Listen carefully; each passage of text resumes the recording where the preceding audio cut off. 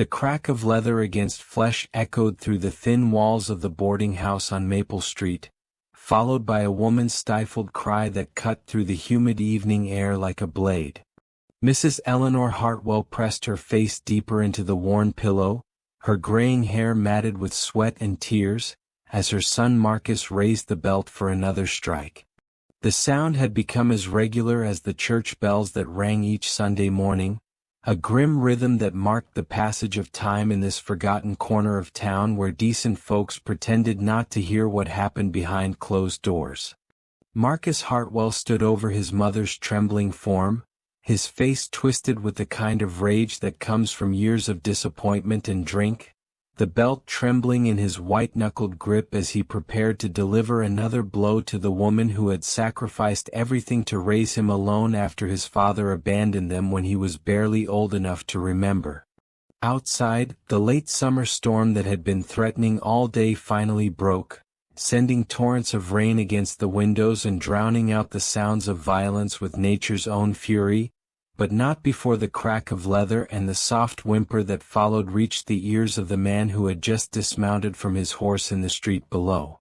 Thomas McKinnon had ridden into town with nothing more on his mind than purchasing supplies for his ranch and perhaps enjoying a quiet meal at the tavern before making the long journey home, but the sound that drifted down from the second-story window made his blood run cold and his hand instinctively moved to his hip.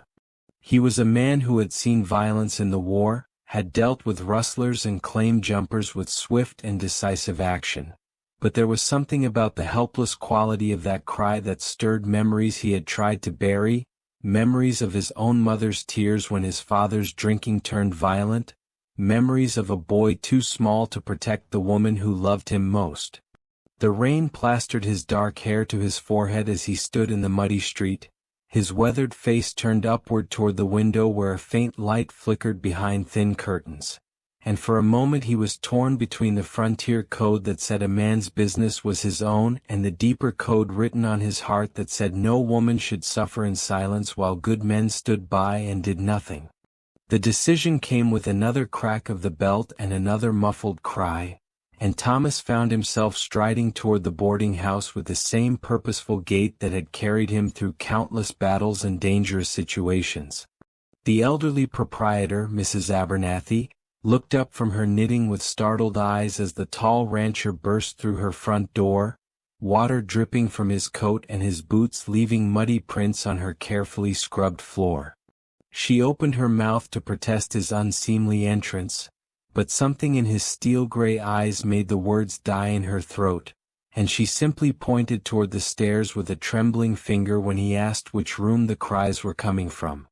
The wooden steps creaked under his weight as he climbed toward the source of the sounds that had drawn him here, each step measured and deliberate, like a man approaching a wild animal that might bolt or attack without warning. The hallway was narrow and poorly lit, lined with doors behind which other residents of the boarding house huddled in their rooms, pretending not to hear what everyone knew was happening but no one dared to stop. Thomas paused outside the door marked with a tarnished brass number 7, his hand raised to knock, when another sound reached his ears that made his jaw clench with barely controlled fury. It was the sound of a grown man berating his mother with words so vile and cruel that they seemed to poison the very air, calling her worthless and pathetic, blaming her for every disappointment in his miserable life, threatening worse violence if she didn't stop her crying and accept what he called her rightful punishment for bringing such shame upon their family name. The rancher had heard enough. His fist struck the door with such force that the entire frame shook, and his voice, when it came, carried the authority of a man accustomed to being obeyed without question. The sudden silence from within the room was deafening, broken only by the continued sound of the storm outside and the soft sobbing that Eleanor tried desperately to muffle. Heavy footsteps approached the door from within, and Thomas could hear the younger man muttering curses under his breath as he fumbled with the lock. When the door finally swung open, Thomas found himself face to face with Marcus Hartwell, A man perhaps 30 years of age but already showing the ravages of alcohol and resentment in his bloated features and bloodshot eyes. Marcus stood weaving slightly in the doorway, the belt still clutched in his right hand, his shirt untucked and stained with sweat and liquor, glaring at the intruder with the belligerent confusion of a drunk who has been interrupted in what he considers his private business. Behind him, Thomas could see Eleanor huddled on the narrow bed, her dress torn at the shoulder, her face marked with fresh bruises that stood out stark against her pale skin, her eyes wide with terror and something that might have been hope as she recognized that help had finally arrived in the form of this stern-faced stranger. The two men regarded each other in silence for a long moment, the tension between them thick enough to cut with a knife, before Marcus finally found his voice and demanded to know what business the stranger had in his room and with his family. Thomas stepped forward without invitation, his presence filling the small room and making Marcus instinctively take a step backward despite his size advantage and his hand at his hip. The rancher's voice, when he spoke, was quiet but carried the kind of menace that made smart men think twice about their next move. He told Marcus that he had business with any man who would raise his hand against a woman, especially his own mother, and that such business was best settled quickly and permanently. Marcus's face flushed red with anger and embarrassment at being confronted by this stranger, and he raised the belt as if to strike, but something in Thomas's eyes made him think better of it. Instead, he began to bluster and defend his actions, claiming that the woman was his property to discipline as he saw fit, that she had failed in her duties as a mother and deserved whatever punishment he chose to deliver, that no outsider had any right to interfere in family matters. Eleanor watched this confrontation with a mixture of fear and desperate hope, her hands pressed to her mouth to stifle the sobs that threatened to escape. She had endured her son's violence for 3 years now, ever since he had returned from the city broken and bitter after losing his job and his wife to another man, taking out his failures and frustrations on the one person who could not resist or abandon him. She had prayed countless nights for deliverance, for someone to hear her cries and come to her aid, but the other residents of the boarding house had learned to mind their own business, and the local authorities had made it clear that they considered domestic disputes to be private matters best left alone. Now the stranger stood between her and her tormentor like an avenging angel, and she dared to hope that her nightmare might finally be coming to an end. Thomas listened to Marcus's justifications with growing disgust, his hands clenched into fists at his sides as he fought the urge to simply beat the man senseless and be done with it. But he was not a young hothead anymore, and he understood that violence, while satisfying in the moment, rarely solved the underlying problems that created such situations. Instead, he made Marcus an offer that caught the younger man completely off guard. He told him that he owned a cattle ranch 2 days' ride from town, a place where a man could work hard and earn an honest living if he was willing to put aside his pride and his bottle long enough to prove himself worthy of a second chance. The work would be brutal, the hours long, and the pay modest, but it would be honest work that might help him find the man he was supposed to be instead of the monster he had become. Marcus stared at the rancher in confusion and suspicion, unsure whether this was some kind of trick or trap. Why would a stranger offer him work after witnessing his behavior? What was the catch?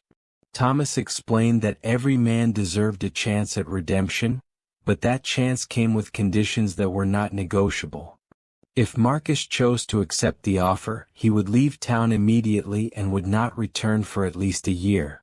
During that time he would work every day from sunrise to sunset, learning the value of honest labor and the satisfaction that came from building something worthwhile instead of tearing it down. He would not touch alcohol during his employment, and any violation of this rule would result in immediate dismissal. Most importantly, he would never again raise his hand against his mother or any other woman, and if Thomas ever heard that he had done so, the rancher would personally ensure that he regretted it for the rest of his very short life. The offer hung in the air between them like smoke from a dying fire, and Marcus found himself trapped between his pride and his desperation.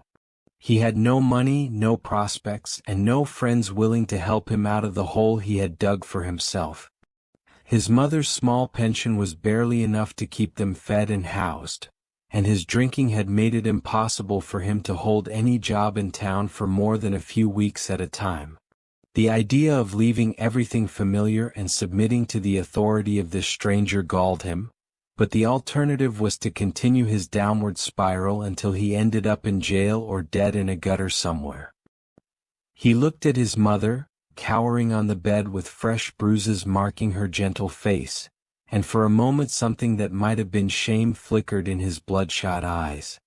Eleanor held her breath as she watched her son struggle with his decision, hardly daring to hope that he might actually accept this unexpected offer of salvation.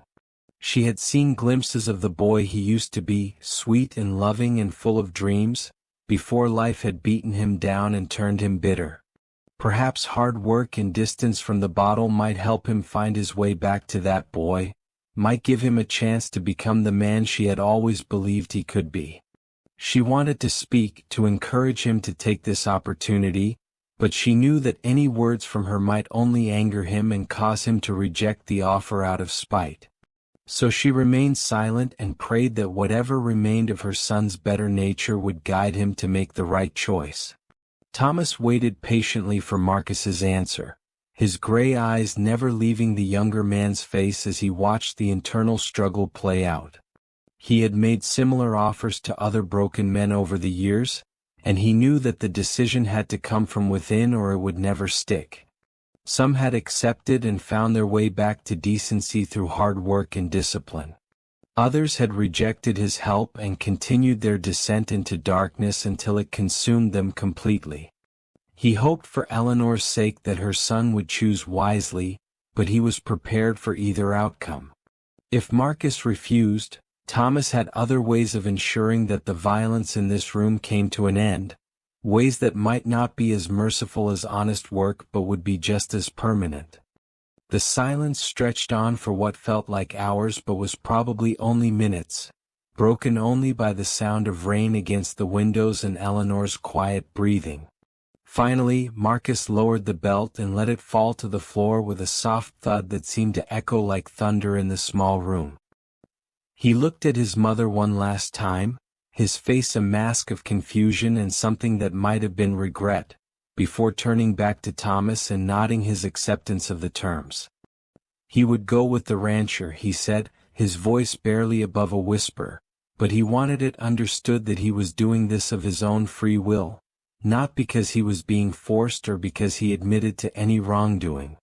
Thomas accepted this face-saving gesture with a slight nod, understanding that pride was sometimes the only thing that kept a broken man from falling apart completely. The arrangements were made quickly and efficiently.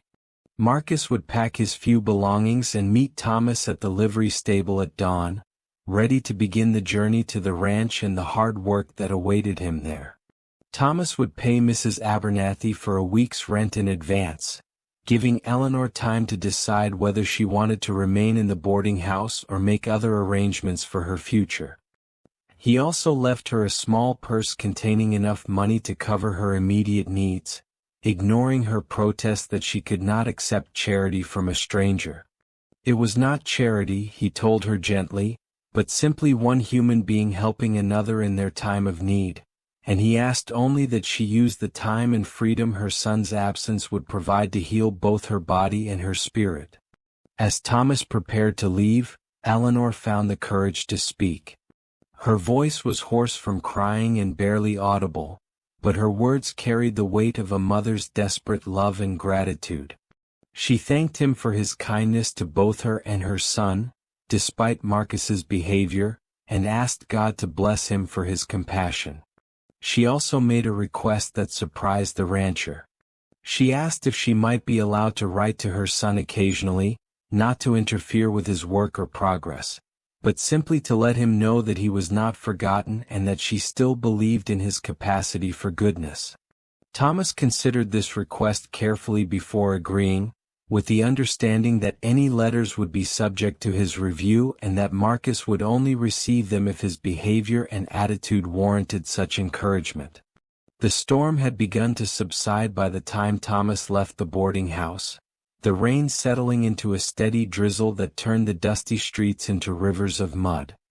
He made his way back to the tavern where he had planned to spend the evening, but found that his appetite for food and company had vanished completely.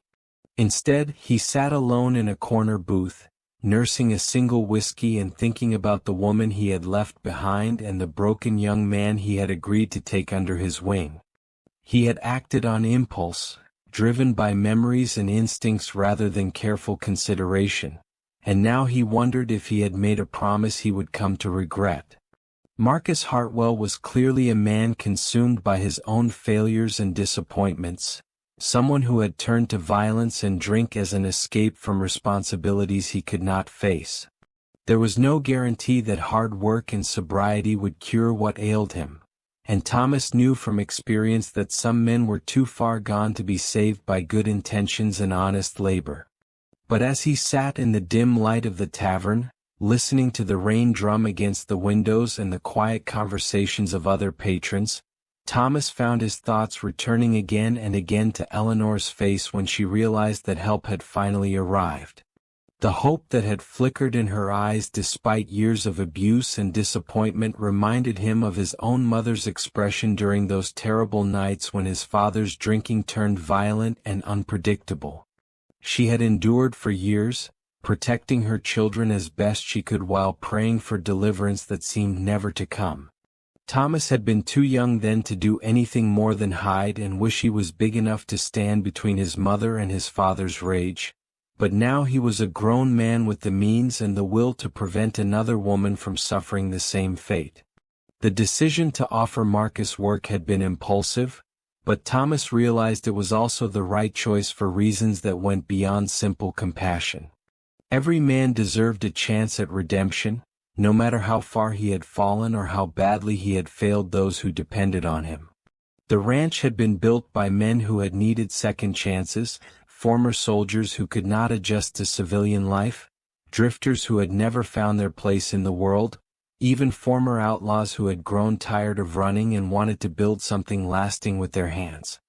Many of them had succeeded in transforming themselves through hard work and the brotherhood that developed among men who faced common challenges and shared common goals. If Marcus was willing to submit to discipline and put aside his pride long enough to learn, he might find the same redemption that had saved so many others.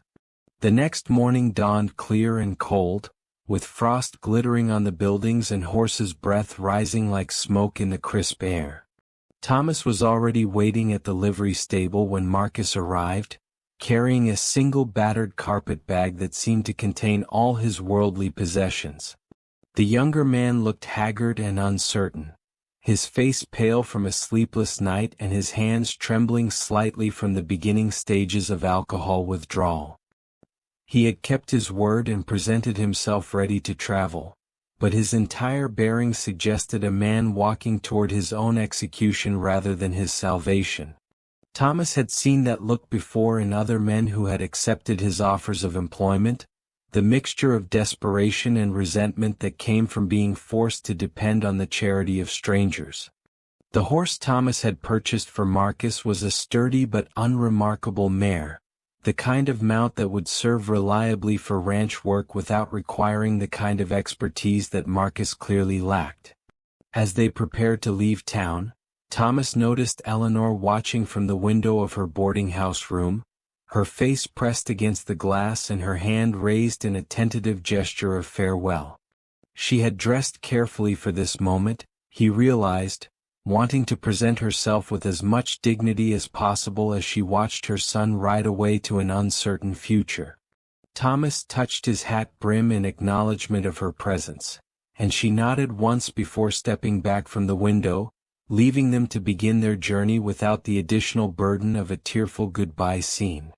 The ride to the ranch took the better part of 2 days, following roads that grew progressively rougher and more isolated as they moved away from civilization and into the high country where Thomas had built his empire. They traveled mostly in silence, both men lost in their own thoughts and uncertain how to bridge the gulf that separated them.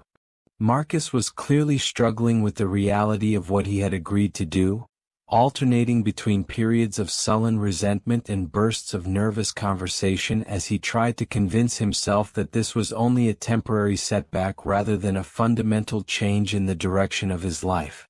Thomas watched him carefully, noting the signs of physical withdrawal and the underlying anger that still simmered beneath the surface, but he said nothing. Words would not cure what ailed this young man. Only time and work and the gradual rebuilding of self-respect could accomplish that transformation, if it could be accomplished at all. They stopped for the night at a way station that catered to travelers heading into the remote regions.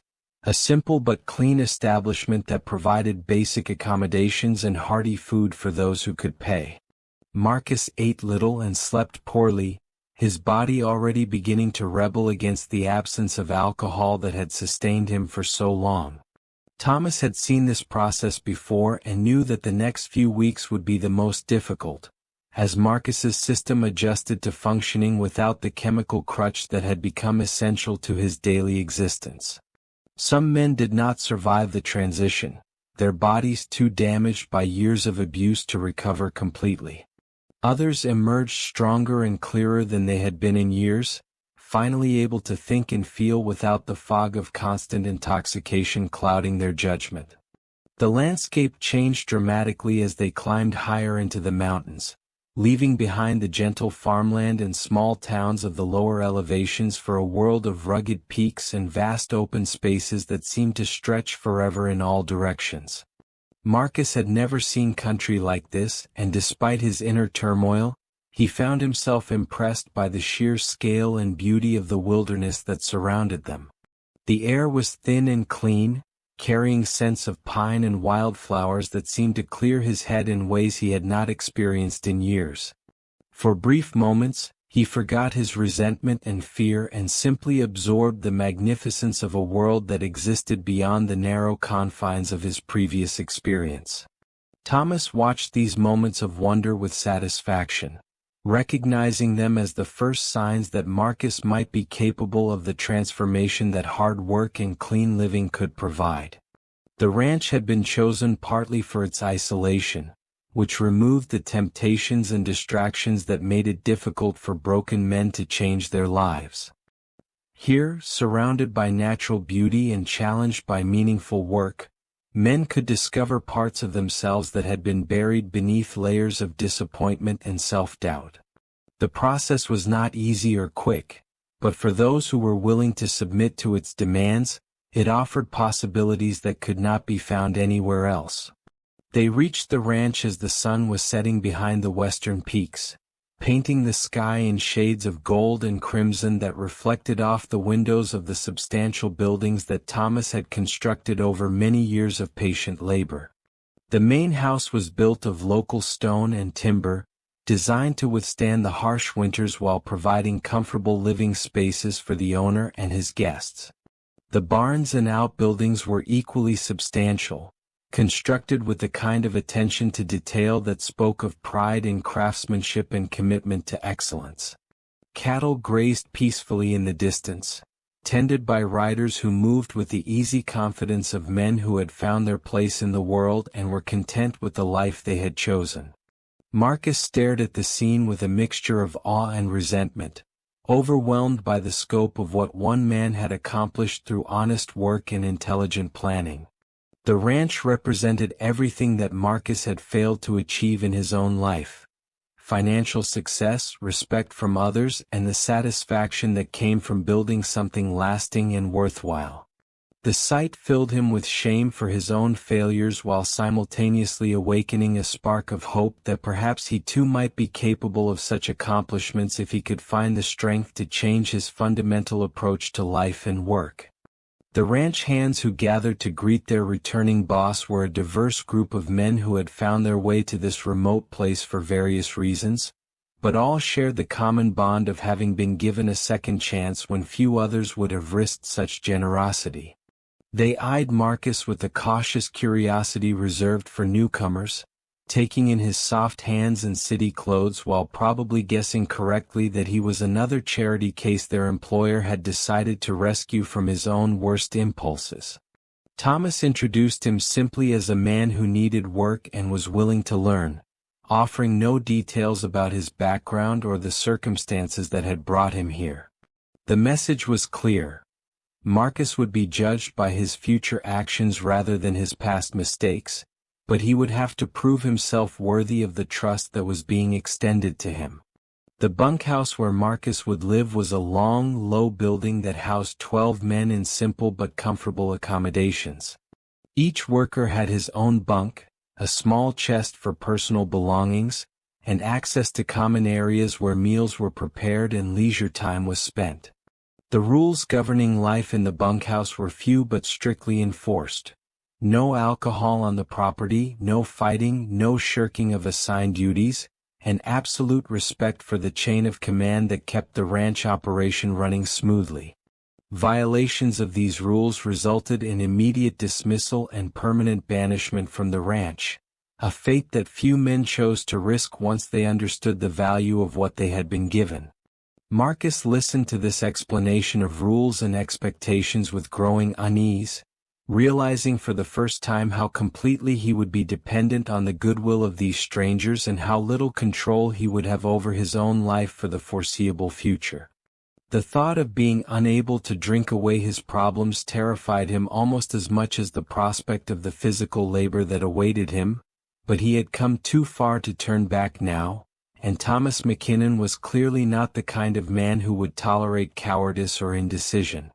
The other men in the bunkhouse seemed to accept his presence without hostility, but neither did they show any particular interest in welcoming him into their brotherhood.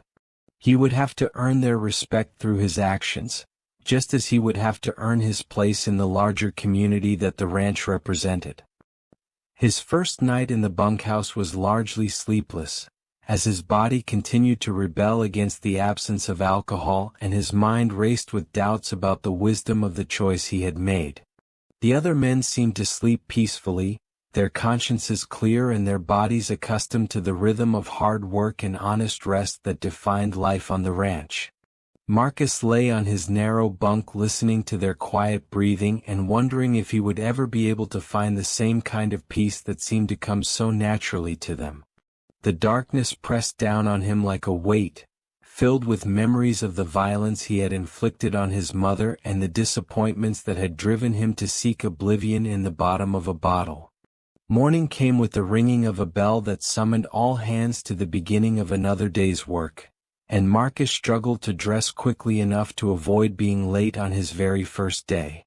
The other men moved with practiced efficiency, pulling on their boots and gathering their gear without need for conversation or instruction. They had performed this routine so many times that it had become second nature, and Marcus felt like a clumsy child trying to keep up with adults who operated on a level he could not yet comprehend. By the time he made it to the corral where work assignments were distributed, most of the men were already mounted and ready to ride out to their various tasks, leaving him standing awkwardly beside the fence with no clear idea of what he was expected to do. Thomas appeared at his elbow with a quiet efficiency that seemed to characterize everything he did, leading a saddled horse and carrying a set of work clothes that looked like they might actually fit Marcus's frame. He explained that the new man would be working with Jake Sullivan, the ranch foreman, learning the basics of cattle work and ranch maintenance until he proved himself capable of handling more advanced responsibilities. The clothes were practical rather than fashionable. Heavy denim pants that could withstand rough use, a cotton shirt that would protect him from sun and thorns, and a wide-brimmed hat that would provide essential protection from the elements. Marcus changed quickly behind the barn, acutely aware that the other men were waiting and probably judging his every move. Jake Sullivan proved to be a man in his 50s who had worked cattle all his life and possessed the kind of practical wisdom that came from decades of experience with both animals and the men who tended them. He was not unkind, but neither was he particularly patient with greenhorns who slowed down his work or asked too many foolish questions. He explained to Marcus that cattle work was both simpler and more complex than most people realized. Simple because livestock had natural instincts that could be used to guide their behavior, complex because every animal was different and every situation required quick thinking and sound judgment. The key was to work with the cattle rather than against them, to understand their nature and use that understanding to accomplish what needed to be done efficiently and safely. Marcus's first assignment was to help move a small herd from one pasture to another, a routine task that should have been straightforward for anyone with basic horsemanship skills. Unfortunately, Marcus's riding experience was limited to occasional rental horses during his more prosperous days in the city, and he quickly discovered that ranch work required a completely different set of abilities than leisurely trail riding. His mount seemed to sense his inexperience and tested him constantly, refusing to respond to his uncertain commands and making him look foolish in front of the other workers. The cattle, meanwhile, showed no respect for his assumption that they should automatically obey his wishes, scattering when he approached too quickly and bunching up when he tried to turn them in a particular direction. By mid-morning, Marcus was sweating heavily despite the cool mountain air, his new clothes torn in several places from encounters with barbed wire and thorny bushes, and his pride badly bruised from a series of humiliating mistakes that had required the other men to correct his errors. Jake finally called a halt to the exercise and suggested that Marcus might be better suited to fence repair work until he developed better skills with livestock. The suggestion was delivered diplomatically, but Marcus understood that he was being demoted on his first day because he lacked the competence to handle even the most basic requirements of ranch work. The knowledge stung his pride and reminded him of all the other failures that had brought him to this point, but he gritted his teeth and accepted the assignment without complaint. Fence repair turned out to be backbreaking labor that required no special skills but demanded stamina and attention to detail that Marcus was not certain he possessed. The barbed wire was sharp and unforgiving, cutting through careless hands and snagging on clothing without warning.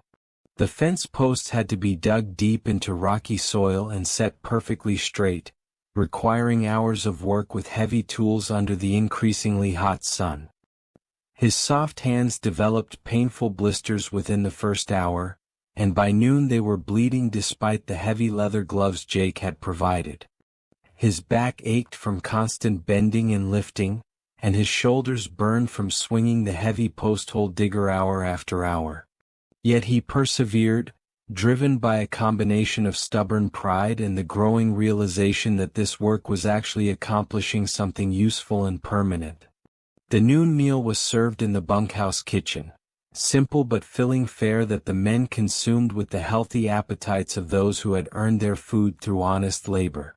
Marcus found himself hungrier than he had been in months, his body demanding fuel to replace what the morning's work had burned away. The other men accepted him into their meal without comment, neither welcoming nor rejecting him but simply acknowledging his presence as a fact of ranch life.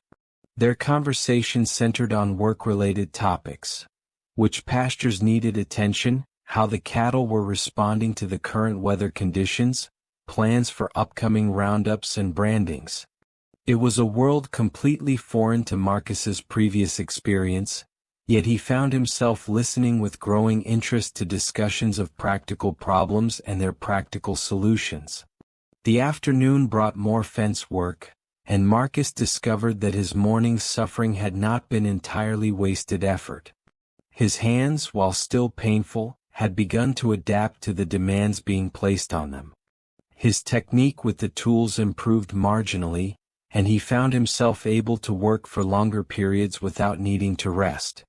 Jake checked on his progress occasionally, offering suggestions for improvement without criticizing his obvious inexperience. The foreman seemed to understand that learning ranch skills was a gradual process that could not be rushed, and he showed the kind of patience that came from years of training green hands and watching them slowly develop into useful workers. As the sun began to set behind the western peaks, Marcus found himself experiencing emotions he had almost forgotten. There was pride in having completed every task assigned to him, even if his performance had been far from perfect. There was satisfaction in looking at the section of fence he had repaired and knowing that it would serve its purpose for years to come. Most surprisingly, there was a kind of peace that came from physical exhaustion honestly earned, a tiredness that felt clean and healthy rather than the sick fatigue that came from too much alcohol and too little purpose. When the supper bell rang, he walked back to the bunkhouse with steady steps, his head held higher than it had been that morning, feeling something that might have been the beginning of self-respect stirring in his chest for the first time in years. He wondered if he had made a mistake that would endanger his ranch hands and create more problems than it solved. Marcus Hartwell was clearly damaged goods, a man who had turned to violence and alcohol to escape his failures and disappointments. There was no guarantee that hard work and sobriety would cure what ailed him, and Thomas knew he would have to watch him carefully to ensure that his destructive tendencies did not spread to others. But he also remembered the look in Eleanor's eyes when she realized that help had finally arrived, the hope that had flickered there like a candle flame in a dark room. She was a woman who had sacrificed everything for her child and had received only pain and humiliation in return, yet she still found the strength to worry about his future and ask for the chance to continue loving him despite everything he had done to her. That kind of love deserved protection and respect, and if Thomas could provide even a small measure of peace to this gentle woman's remaining years, then the risk of taking her son was worth it. He finished his drink and headed upstairs to his room, knowing that tomorrow would bring challenges he could not yet imagine but determined to see his impulsive promise through to whatever end awaited them all. The days that followed established a routine that gradually became less torturous and more natural. Marcus worked from sunrise to sunset, learning new skills and slowly building the physical strength and stamina that ranch life demanded. His hands grew calloused and competent, his body hardened by constant labor, and his mind cleared as the fog of alcohol addiction slowly lifted. He discovered that he had an aptitude for mechanical work, and Jake began assigning him to repair and maintain the various pieces of equipment that kept the ranch operation running smoothly. It was detail-oriented work that required patience and problem-solving skills, and Marcus found genuine satisfaction in diagnosing problems and finding solutions that restored broken equipment to proper function. More importantly, he began to understand the larger purpose behind all the individual tasks that filled his days. Every fence repaired helped keep the cattle safe and contained. Every piece of equipment maintained properly meant that critical work could be completed efficiently when time was of the essence. Every small improvement to the ranch infrastructure made life better for both animals and humans who depended on this place for their livelihood. He was not just earning his keep through mindless labor. He was contributing to something larger than himself, something that would continue long after he was gone. The realization gave meaning to even the most mundane tasks and helped him find purpose in work that might otherwise have seemed pointless. His relationship with the other ranch hands evolved slowly from grudging tolerance to genuine acceptance as he proved himself willing to work hard and learn from his mistakes. They began including him in their conversations and recreational activities, and he discovered that many of them had stories similar to his own. Men who had lost their way for various reasons and found redemption through honest work and the camaraderie of others who understood their struggles. They did not judge him for his past mistakes, but neither did they make excuses for continued poor choices. It was a form of accountability that was both gentle and firm, supportive yet demanding of personal responsibility. Thomas McKinnon checked on his progress regularly but without obvious interference, allowing Jake Sullivan to manage the day-to-day training while he observed from a distance. Marcus could feel the rancher's eyes on him sometimes, evaluating his attitude and work ethic, but the scrutiny was not oppressive or threatening. It felt more like the attention of a teacher watching a student's development, ready to offer guidance when needed but wise enough to allow learning to happen naturally through experience and practice. When Thomas did speak to him directly, it was usually to acknowledge improvement or to offer specific suggestions for handling particular challenges. The praise was sparing but genuine, and Marcus found himself working harder to earn those brief moments of approval than he had ever worked for money or social status. The first letter from his mother arrived after Marcus had been at the ranch for 6 weeks. Thomas delivered it personally during the evening meal, simply placing it beside Marcus's plate without comment before returning to his own table. Marcus stared at the familiar handwriting on the envelope for a long moment, his hands trembling slightly as memories of home and his mother's gentle voice flooded back. The other men pretended not to notice his emotional reaction, continuing their conversations while giving him the privacy to read his correspondence without feeling observed or judged. When he finally opened the letter, Eleanor's words brought tears to his eyes for the first time since his arrival at the ranch. She wrote of her relief at knowing he was safe and her hope that he was finding peace in his new life. She shared small details of her daily routine at the boarding house, the kindness of Mrs. Abernathy and the other residents who had rallied around her after his departure. Most importantly, she wrote of her forgiveness and her continued love, expressing her belief that the good man she had raised was still there beneath all the pain and anger, waiting for the right circumstances to emerge once again. She asked for nothing, demanded no explanations or apologies, simply offered the unconditional love that only a mother could provide to a child who had caused her so much suffering. The letter was a masterpiece of grace and forgiveness that left Marcus humbled and ashamed of his past behavior while simultaneously filling him with hope for the possibility of redemption. He read the letter 3 times before carefully folding it and placing it in his trunk beside his few other possessions. That night he lay awake thinking about the woman who had sacrificed everything for him and received only violence and cruelty in return. For the first time since his arrival, he allowed himself to fully confront the magnitude of his failures and the depth of the harm he had caused to the person who loved him most. The guilt was overwhelming, but it was clean guilt, honest guilt that came from facing truth rather than hiding from it behind alcohol and self-pity. It was the beginning of genuine remorse, and with remorse came the possibility of real change rather than merely superficial compliance with ranch rules. The next morning found Marcus working with renewed determination, as if Eleanor's letter had awakened something in him that had been dormant for years.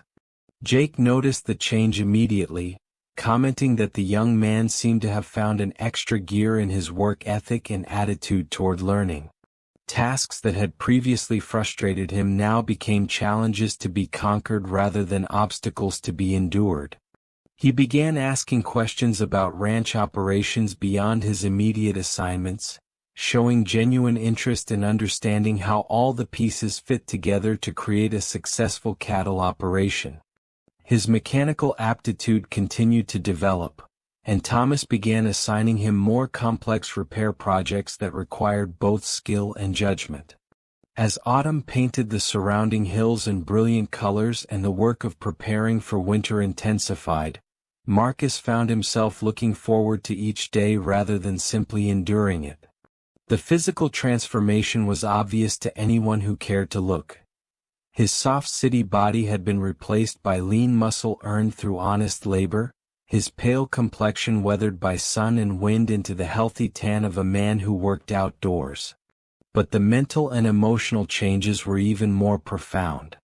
The anger that had consumed him for so long was slowly being replaced by something resembling peace, and the desperation that had driven him to drink and violence was giving way to hope that his life might yet have meaning and purpose.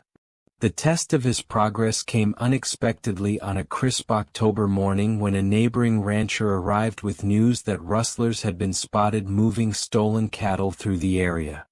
Thomas immediately organized a posse to track down the thieves and recover the stolen livestock, and to Marcus's surprise, he was included in the group despite his relative inexperience. Jake explained that they needed every available man and that Marcus had progressed enough in his skills to be useful in what might become a dangerous situation. It would be his first real test of whether the changes in his character ran deep enough to withstand pressure and adversity.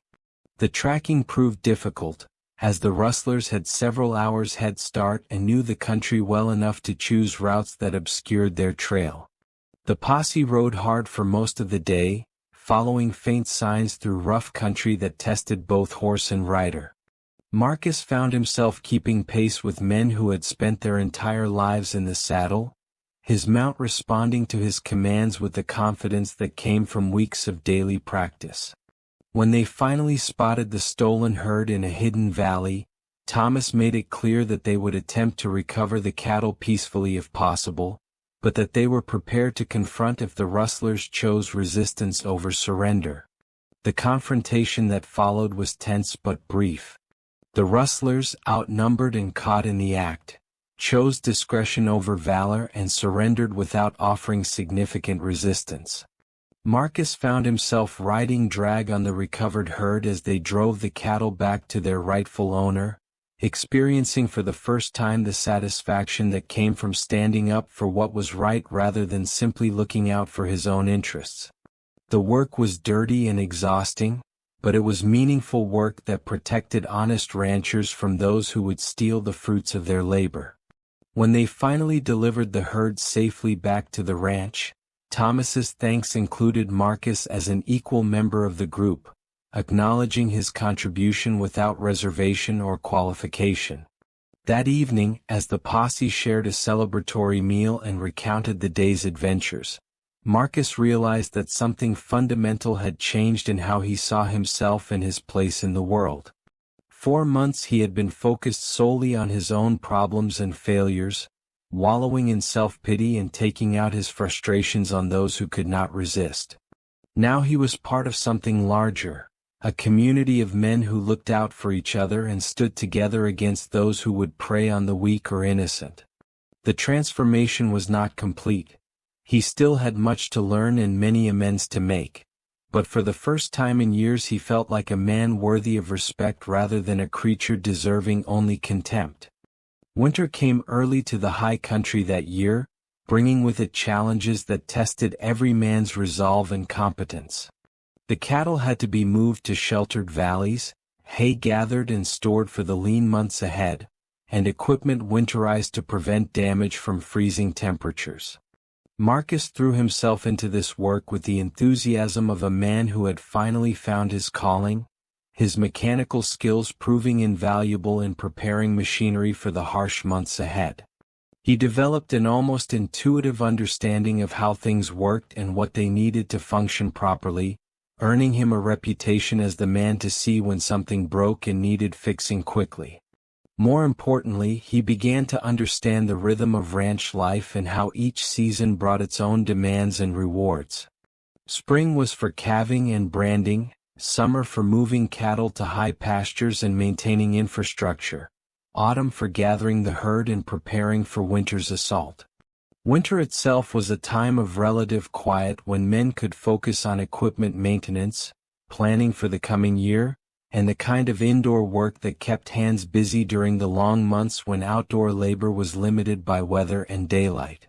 It was a cycle as old as ranching itself, yet Marcus felt privileged to be part of something so timeless and fundamental to the way civilization sustained itself. The isolation of winter also brought unexpected gifts in the form of time for reflection and self-improvement. The ranch maintained a small library of books on various subjects, and Marcus discovered that his mind, cleared of alcohol's fog and focused by months of productive work, was hungry for knowledge and stimulation. He read voraciously during the long evenings, everything from practical manuals on animal husbandry to classic literature that opened his eyes to worlds beyond his previous experience. Jake Sullivan, observing his interest in learning, began teaching him more advanced aspects of ranch management, explaining the business principles that govern decisions about when to buy and sell cattle, how to evaluate breeding stock, and how to plan for the economic cycles that affected all agricultural enterprises. Thomas McKinnon also took a more active role in Marcus's education during the winter months, inviting him to participate in discussions about ranch strategy and long-term planning. These conversations were Marcus's first exposure to the complex decision-making that successful ranching required, the careful balance between risk and reward that determined whether an operation prospered or failed. He learned that Thomas had not inherited his wealth but had built it through years of careful planning, hard work, and intelligent risk-taking. The rancher's success had come not from luck or exploitation but from understanding his business thoroughly and making decisions based on sound principles rather than emotion or impulse. These winter lessons proved invaluable when spring arrived and the cycle of ranch work began anew. Marcus found himself taking on greater responsibilities, overseeing projects that required both technical skill and leadership ability. His transformation from city drunk to competent ranch hand was complete, but more importantly, he had developed the confidence and judgment that marked him as potential management material. Thomas began including him in discussions with cattle buyers and feed suppliers, exposing him to the business relationships that sustained the ranch's operations. It was clear that the rancher saw potential in Marcus that extended beyond simple manual labor, potential that might eventually lead to a permanent position of real responsibility.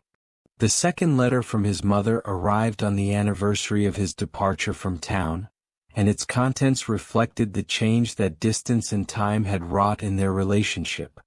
Eleanor wrote of her pride in the reports she had heard of his progress, news that had filtered back to town through the network of relationships that connected all the ranching communities in the territory.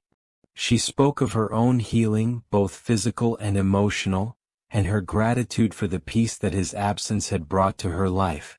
Most movingly, she wrote of her hopes for his future and her belief that he had found not just work but a true calling that suited his talents and character. The letter was still full of love, but it was the love of a mother for the man her son had become rather than mourning for the boy he had once been. Marcus read this letter with emotions very different from those that had accompanied her first correspondence. Where once there had been guilt and shame, now there was hope and determination to prove worthy of her faith in his redemption. He had become a man she could be proud of, someone who contributed to his community rather than simply taking from it. The knowledge filled him with a quiet satisfaction that was deeper and more lasting than any pleasure he had ever derived from alcohol or the temporary escape it provided from his problems. He was building something real and permanent, something that would outlast the immediate gratification that had once seemed so important. As his second summer at the ranch progressed, Marcus found himself being consulted on decisions that would have been far beyond his understanding just a year earlier. His mechanical aptitude had evolved into genuine expertise with the complex equipment that ranching required, and his suggestions for improvements and modifications were taken seriously by men whose judgment he had learned to respect. He had also developed an eye for cattle, learning to evaluate the subtle differences in conformation and breeding that determined an animal's value for different purposes. These were skills that took years to develop, yet Marcus seemed to have a natural talent that accelerated his learning curve. The test of how far he had truly come arrived unexpectedly in late summer when Thomas announced that he would be traveling to the territorial capital on business and leaving Marcus in charge of a crew responsible for moving the main herd to winter pastures. It was a complex operation that required coordination of multiple crews, careful timing to avoid conflicts with other ranchers using the same trails, and the kind of decision-making authority that Marcus had never before been trusted with. The responsibility was both exhilarating and terrifying, representing the culmination of everything he had learned during his time at the ranch. The cattle drive itself went smoothly, a testament to both Marcus's growing competence and the quality of the men Thomas had chosen to work under him. But the real test came when they encountered a group of homesteaders whose wagon had broken down on the trail, blocking the route the herd needed to follow. The family consisted of a young man and woman with 3 small children, clearly new to the country and overwhelmed by the challenges they faced. Their wagon was loaded with all their worldly possessions, and the broken axle meant they were stranded far from any town or settlement where repairs could be made. Marcus's first impulse was to route the herd around the obstacle and continue with the business at hand. But something in the woman's frightened expression reminded him of his mother's fear during those terrible nights when his violence had filled their room with terror. Instead of pushing past, he called a halt to the drive and dismounted to assess the situation. The homesteader was trying to repair the axle with inadequate tools and no real understanding of what the job required, while his wife tried to comfort 3 hungry children who were beginning to understand that their family was in serious trouble. It was exactly the kind of situation that the old Marcus would have ignored or exploited for his own advantage. The new Marcus organized his crew to not only repair the wagon but to share food and water with the stranded family, ensuring they could continue their journey safely. He personally supervised the axle repair, using skills learned during months of equipment maintenance to fashion a solution that would hold until the family could reach proper facilities. When the homesteader tried to pay for the assistance, Marcus refused any compensation, explaining that neighbors helped neighbors in this country, and that their good fortune today might be repaid by the homesteader's assistance to someone else in need tomorrow. It was a lesson in community responsibility that Thomas had taught by example rather than words, and Marcus felt pride in finally understanding its true meaning. The incident was reported to Thomas upon his return, not by Marcus himself but by one of the crew members who had been impressed by his leadership and compassion. The rancher's reaction was typically understated, but Marcus could see approval in his eyes and knew that he had passed another test in his ongoing transformation from broken man to trusted leader. More importantly, he had acted from genuine compassion rather than calculation, helping others because it was the right thing to do rather than because he expected recognition or reward. It was a sign that his rehabilitation had reached a deeper level than simple compliance with ranch rules and expectations. As autumn arrived again and Marcus prepared for his second winter at the ranch, he found himself in a position he could never have imagined during those dark months when alcohol and violence had consumed his life. Thomas approached him with an offer that represented both recognition of his progress and a challenge that would determine his future direction. The rancher was considering expansion of his operations, possibly acquiring additional land and cattle that would require a trusted lieutenant to manage. If Marcus was interested and willing to commit to staying at the ranch permanently, Thomas was prepared to offer him a position that would include both significant responsibility and a substantial financial stake in the enterprise. The offer represented everything Marcus had lost and more than he had ever dreamed of regaining. Financial security, professional respect, and the chance to build something lasting and meaningful were all within his grasp if he was willing to commit fully to the life he had found at the ranch. But it also meant permanently closing the door on any possibility of returning to his old life or reconnecting with the world he had known before his exile. Thomas made it clear that the partnership would require total commitment and that any backsliding into old habits would not only end the arrangement but also damage the ranch's reputation and operations. It was an opportunity that came with both great reward and great responsibility. Marcus asked for time to consider the offer, not because he doubted his answer but because he wanted to be absolutely certain that his decision was based on genuine commitment rather than simple gratitude or fear of losing what he had gained. He spent several days thinking about what acceptance would mean, not just for himself but for his mother and any possibility of reconciliation with his past. The choice was not just about business or career but about fundamental questions of identity and belonging. Who was he now and what kind of man did he want to become? Was he truly ready to embrace this new life completely, Or was he still holding on to remnants of his former self that might undermine his future success? The answer came to him during one of his regular evening walks around the ranch property, as he watched the sun set behind the mountains that had become so familiar during his time here. This place had given him everything that mattered: meaningful work, genuine friendship, self-respect, and the chance to contribute something positive to the world. His mother would always hold a special place in his heart, but the violent, bitter man who had terrorized her was gone forever, replaced by someone she could be proud of even from a distance. The ranch was his home now, these men were his family, and this work was his calling. Thomas's offer was not just a business proposition but an invitation to claim his place in a community that had already accepted him as one of their own. His acceptance of the partnership was communicated to Thomas in a simple conversation that lasted less than 10 minutes but marked a turning point that would shape the rest of Marcus's life. There were no elaborate ceremonies or formal contracts, just a handshake between two men who trusted each other completely and understood that their success would depend on continued mutual respect and shared commitment to the principles that had built the ranch's reputation. Marcus felt a weight settle on his shoulders that was both burden and privilege, the responsibility of leadership that he had avoided for so long but now embraced with confidence born of hard-earned experience.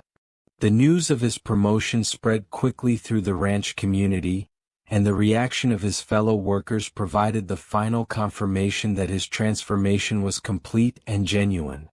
Men who had initially viewed him with suspicion now congratulated him with obvious sincerity, acknowledging that his advancement was based on merit rather than favoritism. They had watched him earn his place through 2 years of honest work and consistent character, and they trusted him to lead them with the same fairness and competence that Thomas had always displayed. It was acceptance of the most meaningful kind, based not on social position or family connections but on demonstrated worth and proven reliability. The third letter from his mother arrived shortly after Marcus had accepted Thomas's partnership offer, and its timing seemed almost providential. Eleanor wrote that she had received news of his promotion and advancement, information that had apparently traveled through the same network that had previously carried reports of his progress. Her pride and joy were evident in every word, but so was her acceptance that he had found his true home and calling far from the place of his birth. She wrote of her own contentment in her quiet life at the boarding house, surrounded by friends who had become like family to her. Most importantly, she expressed her complete forgiveness and her blessing on whatever path his life might take, asking only that he continue to be the good man she now knew him to be. The letter also contained a surprise that moved Marcus to tears despite his newfound emotional control. Enclosed was a small photograph of Eleanor taken in the garden behind the boarding house, showing her with a peaceful smile and healthy complexion that spoke of healing and happiness. On the back, in her careful handwriting, were the words, "For my son, who found his way home to himself." It was a benediction and a blessing that closed the circle of pain and opened a new chapter of hope and possibility. Marcus placed the photograph in a place of honor on his work desk, where it would remind him daily of the love that had sustained him through his darkest times and the woman whose faith in him had never wavered despite all evidence to the contrary. As winter settled over the ranch for the third time since Marcus's arrival, he found himself looking forward to the challenges and opportunities that lay ahead rather than simply enduring another season of cold and isolation. His new responsibilities included planning for the spring expansion that would nearly double the ranch's size and complexity, a project that would test every skill he had developed during his time here. He threw himself into the work with the enthusiasm of a man who had finally found his purpose, studying market conditions, evaluating potential acquisitions, and developing the operational plans that would guide the ranch's growth over the coming years. The transformation that had begun with Thomas McKinnon's impulsive intervention in a boarding house room was now complete in all its essential aspects.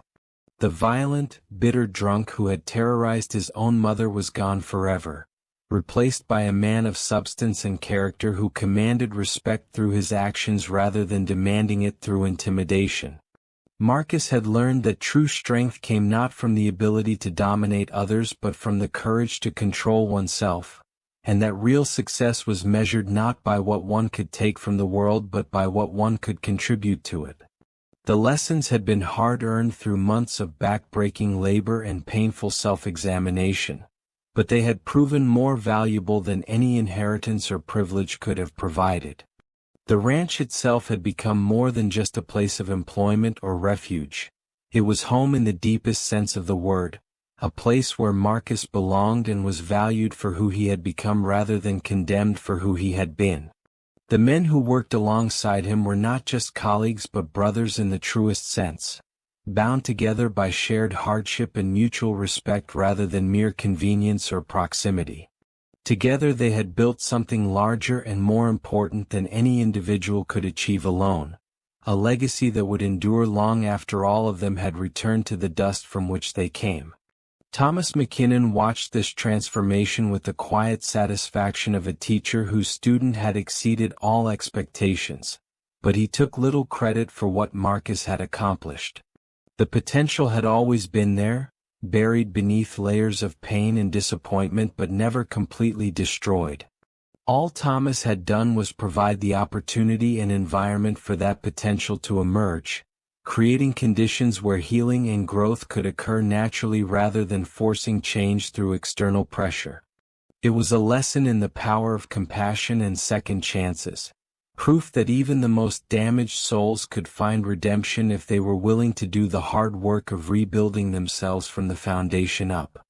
As spring returned to the high country and the cycle of ranch work began anew, Marcus stood on the porch of the house he now shared with Thomas as a full partner in the enterprise, watching the sun rise over mountains that had witnessed his complete transformation from broken man to respected leader. The expansion project was proceeding ahead of schedule, the new land acquisition had been completed successfully, and the additional cattle were already showing signs of thriving in their new environment. More importantly, the men who worked under his supervision had embraced his leadership with the same loyalty and respect they had always shown Thomas, confirmation that authority based on competence and character was more powerful than any other form of control. The morning mail brought another letter from his mother, now a regular correspondence that kept him connected to his past while never attempting to pull him back from the future he had chosen. Eleanor wrote of spring's arrival in town, the small pleasures of her garden and her reading, and the continued peace that had settled over her life since his departure. She also mentioned that she had been asked by several mothers at church to share her experience with troubled sons, apparently having gained a reputation as someone who understood both the pain of family violence and the possibility of redemption and healing. It was a role that gave meaning to her suffering and purpose to her remaining years, proof that even the darkest experiences could be transformed into sources of strength and wisdom for others facing similar challenges. Marcus folded the letter carefully and placed it with the others in the wooden box where he kept his most precious possessions, including the photograph that reminded him daily of the love that had sustained him through his transformation. As he prepared to begin another day of work on the ranch that had become his world, he offered a silent prayer of gratitude for the chain of events that had led him here. Thomas's intervention that stormy night had saved not just his mother from continued abuse but his own soul from complete destruction, offering him a chance at redemption that he had neither deserved nor expected but had somehow found the strength to seize and hold. The sound of the bell calling all hands to their daily assignments echoed across the ranch yard, the same bell that had summoned him to his first day of honest work nearly 3 years earlier. But now he answered its call not as a broken man seeking refuge but as a leader ready to guide others in the same kind of meaningful labor that had restored his own sense of purpose and worth. The transformation was complete, the circle closed, and the future stretched ahead bright with possibility and promise. Marcus Hartwell had found his way home at last, not to a place but to himself, and in doing so had discovered that redemption was not just possible but inevitable for those with the courage to embrace it fully and completely. The years that followed would bring their own challenges and opportunities, times of prosperity and hardship, moments of triumph and disappointment that tested the strength of what Marcus had built during his time of transformation. But the foundation laid during those crucial months of learning and growth would prove unshakable, providing the stability and direction needed to navigate whatever storms might lie ahead. He had learned that true strength came from service rather than domination, that genuine respect was earned rather than demanded, and that the greatest victories were won not over others but over the weaknesses and failings within oneself. These lessons would guide him through whatever the future might hold, ensuring that the man who had emerged from the darkness would never again be lost to the forces that had once threatened to destroy him. In the end, the story of Marcus Hartwell's redemption was not just about one man's journey from violence to peace, from despair to hope, from isolation to community. It was a testament to the power of human compassion and the possibility of second chances. Proof that even the most broken lives could be mended when someone cared enough to offer help and someone else was brave enough to accept it. Thomas McKinnon's simple act of intervention had created ripples that extended far beyond the immediate rescue of one woman from her son's violence, touching lives and changing futures in ways that neither man could have imagined when they first confronted each other in that boarding house room so many years before. The ranch itself stood as a monument to the values that had guided Marcus's transformation: hard work, mutual respect, personal responsibility, and the understanding that true success was measured not by what one accumulated but by what one contributed to the common good. It was a place where broken men could find healing, where honest work was valued above social pretension, and where the content of a man's character mattered more than the circumstances of his birth or the mistakes of his past. In creating such a place, Thomas had built more than a successful business enterprise. He had created a sanctuary where redemption was not just possible but inevitable for those willing to embrace the difficult process of rebuilding their lives on solid foundations. As the sun set behind the western mountains on another day of honest labor and meaningful accomplishment, Marcus stood once again on the porch of the house he now called home, surrounded by the evidence of what could be achieved when compassion met courage and determination was guided by principle. The boy who had once cowered helplessly while his father abused his mother had grown into a man capable of protecting others from the same kind of violence. The drunk who had terrorized his own mother had become a leader whom other men looked to for guidance and inspiration. The failure who had lost everything through his own poor choices had built something lasting and valuable that would benefit generations yet to come. It was a transformation that proved the truth of what Thomas McKinnon had always believed: that every human being possessed the capacity for good, and that capacity could be awakened and nurtured under the right circumstances. The work was not easy, the process was not quick, and the outcome was never guaranteed. But for those with the wisdom to offer help and the courage to accept it, redemption remained always within reach, waiting to transform broken lives into stories of hope and healing that would inspire others to believe in the possibility of second chances and the power of human compassion to overcome even the darkest chapters of the human experience.